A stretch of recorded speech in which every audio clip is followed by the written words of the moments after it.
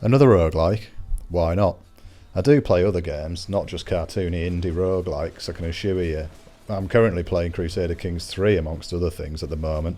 I don't think I'll be ready to give my thoughts on that until I have another few hundred hours into it, and even then I'm not sure I'll be able to do it justice.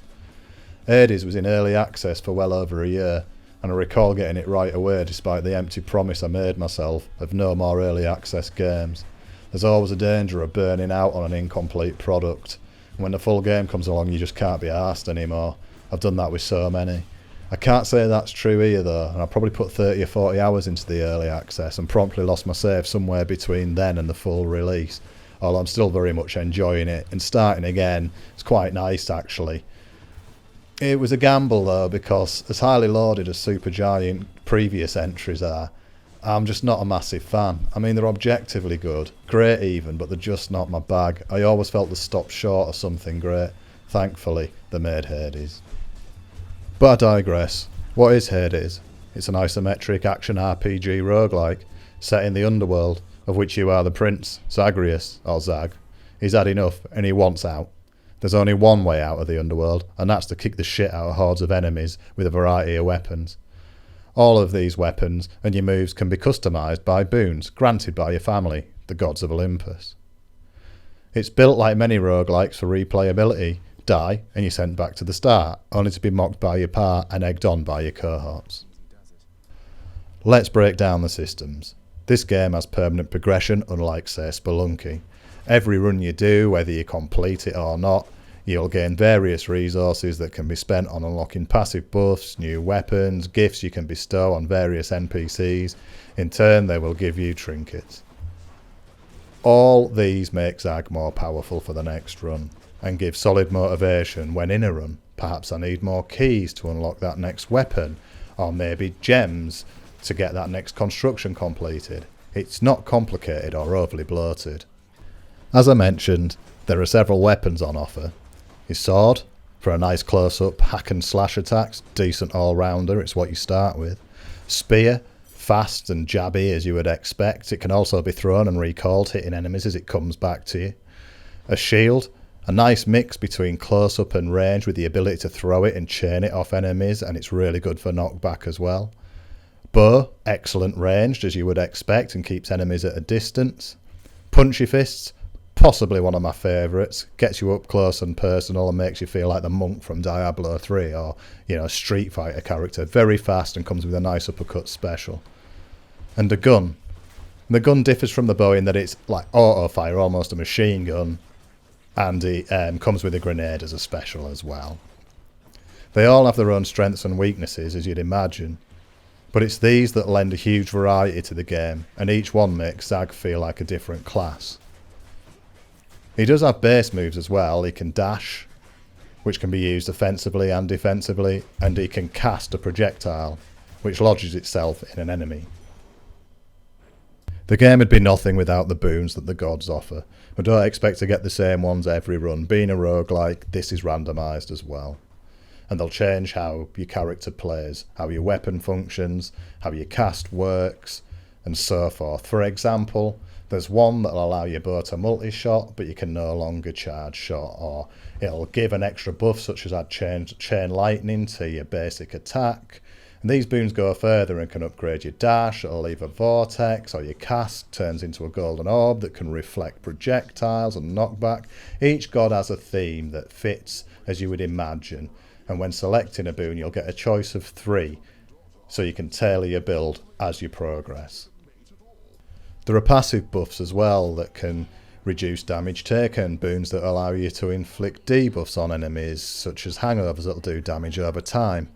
In addition to all this, all the weapons can be levelled up permanently with a unique resource, as well as the trinkets that you gain can be ranked up also.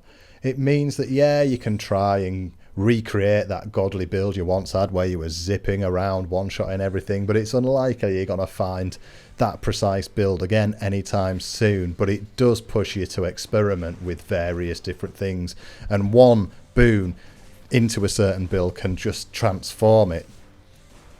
And if that's not enough, sometimes you'll get offered a call from the gods, which is basically an ultra move. And these require you to build up a meter to activate, And again, they're linked to the theme of the gods, so lightning, water, etc. And in addition, all the boons can be upgraded within themselves on any given run, so they have levels and rarity as well, so you can really concentrate on certain moves or buffs and really force certain builds if you want to. There are so many unique builds you can discover, and they're not all made equal. That'd be impossible in a game like this, but it's great fun to play around with them all. Well, for the most part, when you realise sometimes you've completely cocked your build up and it's shit. And maybe that's just testament to how great the combat feels at a base level before I have lightning fists, a blade, vortex, dash, deflective, strike, knockback and cast orbs. Oh, I hit 3 times, but harder. Go on then, I'll try that boon. Oh, it's shit and it totally breaks my flow. That said, you can purge boons at certain points, so it's not all lost. There's chaos as well, look out for them. Don't really want to spoil it, but it's yet another layer to the game. And did I mention there's construction? You can upgrade your home, as it were, with various new additions to aid you on your journey. Don't worry though, it's not like some build your own house like Minecraft or crap like that, it's just an instant purchase thing. Progression through the underworld is relatively simple. Enter a room, kill enemies, move to the next room. There's often a choice of exits, and each one will display a symbol of what reward awaits in the next, giving you agency and choice to perhaps push for a really full lightning build, or perhaps increase your health pool, or simply drop by the shop. It's up to you. Each run randomises the layouts and enemies in any given run through, though each area does have its staple minions. Bosses are a different beast without spoiling too much. They will vary the more runs you do and the more you progress the story. Speaking of which, enemy types are varied enough to offer a good challenge, although they do start to get a bit boring about the 30th time around, and the areas randomised, but we're only talking different shaped rooms and traps in different places. But the rewards will always be randomised too. The main variety comes from your builds. It's very reminiscent of something like Diablo 3, but here you can't just make your cookie cutter build and keep it forever. All sounds a bit much, doesn't it really? It isn't. The pacing for the most part's great.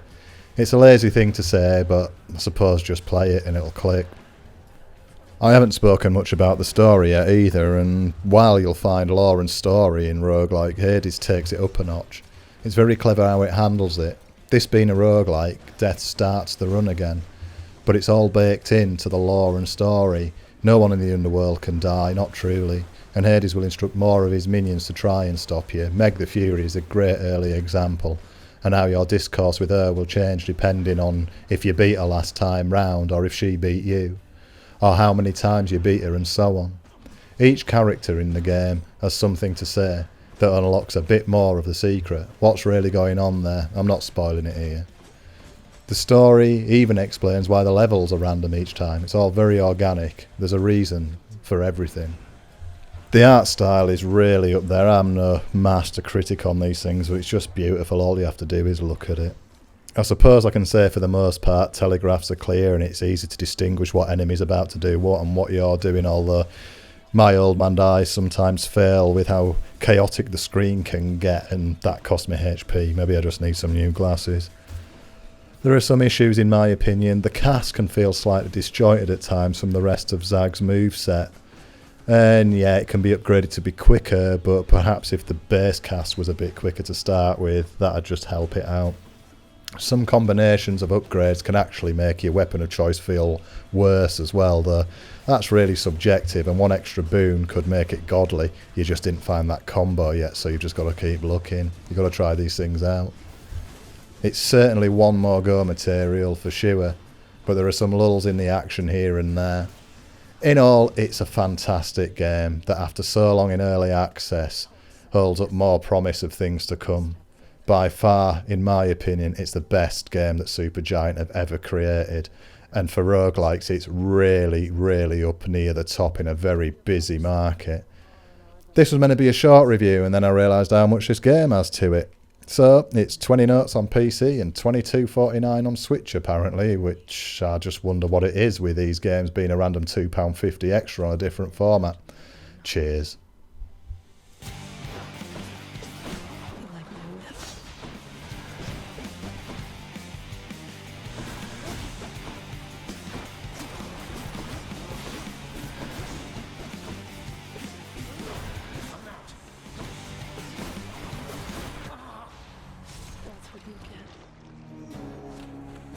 To hell with you.